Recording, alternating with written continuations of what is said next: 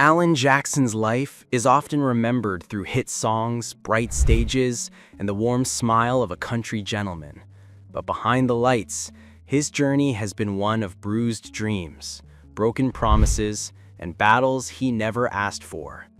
It is the story of a man who rose from nothing, stumbled at the height of fame, and now fights a silent illness that has slowly stolen the strength in his legs.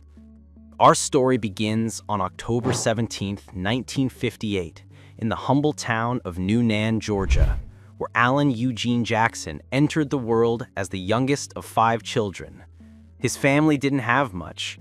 They lived in a tiny home converted from his grandfather's old tool shed. The smell of machine grease, the sound of engines, and the heavy rhythm of working-class life shaped his childhood. His father, Eugene, repaired cars at a Ford plant. His mother kept food on the table by running a cafeteria. From those roots, Alan learned discipline, humility, and the quiet grit of Southern life. But childhood was not gentle to him. His sister, Linda, who often soothed him with lullabies and held him close when their mother was busy, died suddenly. At the funeral, the young boy clung to his mother, unable to understand why someone so loved could vanish so completely. That night, he heard her crying behind a thin wall and realized for the first time that life owed explanations to no one. That loss settled in his heart and would later flow through many of the songs he wrote. At school, Alan was teased for the hand-me-down clothes he wore. His lunchbox was often empty. He rode the bus home in silence, then wandered to his father's garage where he wiped tools and learned the language of hard work and the truth that dignity is earned, not given. He often slept alone at home as his much older sisters moved out one by one. His closest companion was a small radio that played the voices of Hank Williams, Merle Haggard, and George Jones. He didn't yet understand why their voices felt like home, only that he needed them. When he turned 16, his parents bought him a simple $50 guitar. That small gift lit a spark that would follow him for the rest of his life.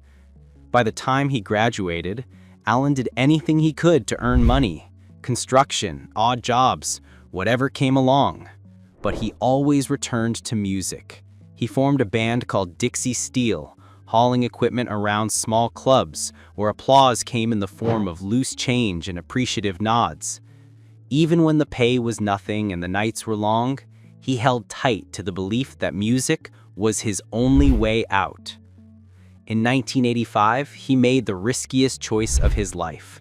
With only $300, he and the girl he loved since high school, Denise, the bright-eyed cheerleader who believed in him more than he believed in himself, drove to Nashville. They rented a musty basement beneath an old church. The mattress leaked air, mice scratched in the walls, and rejections piled up beside cassettes nobody wanted to hear. And then, fate intervened. During a routine flight, Denise, working as a flight attendant, met Glenn Campbell, one of Alan's idols. She handed him Alan's demo tape with a simple, hope-filled sentence: "Please listen to my husband." Campbell did. He passed the tape to producer Keith Stegall, who passed it to Arista Nashville. Soon, a business card landed in Denise's hand with the message, "Tell Alan to call us." That moment cracked open the door that had stayed shut for so many years. In 1989, Alan became the first artist signed to Arista Nashville. A year later, his debut album, Here in the Real World, exploded onto the country scene. The quiet boy from Newnan, Georgia was suddenly everywhere, on radio stations, on television, on award stages. His songs like Chattahoochee and Livin' on Love soon became national anthems of Southern life. Throughout the 1990s, Alan Jackson fought to protect the heart of traditional country music. When the industry began shifting toward more commercial pop sounds, he refused to compromise. His duet with George Strait, Murder on Music Row, became a bold statement that split Nashville in two. Some called it necessary, others said he crossed a line. But Alan never backed down from what he believed in. Then came September 11, 2001. In the quiet of early morning, Alan wrote, "Where were you when the world stopped turning?" No politics, no judgment, just the fragile truth of a nation in mourning. That song became one of the most powerful moments of his career. While his music thrived, his marriage faltered. Fame buried him in temptation. Exhaustion, distance, and touring drove a wedge between him and Denise, the woman who had stood beside him through every storm. In 1998, he confessed he had been unfaithful. The marriage cracked deeply. Denise moved out with their daughters.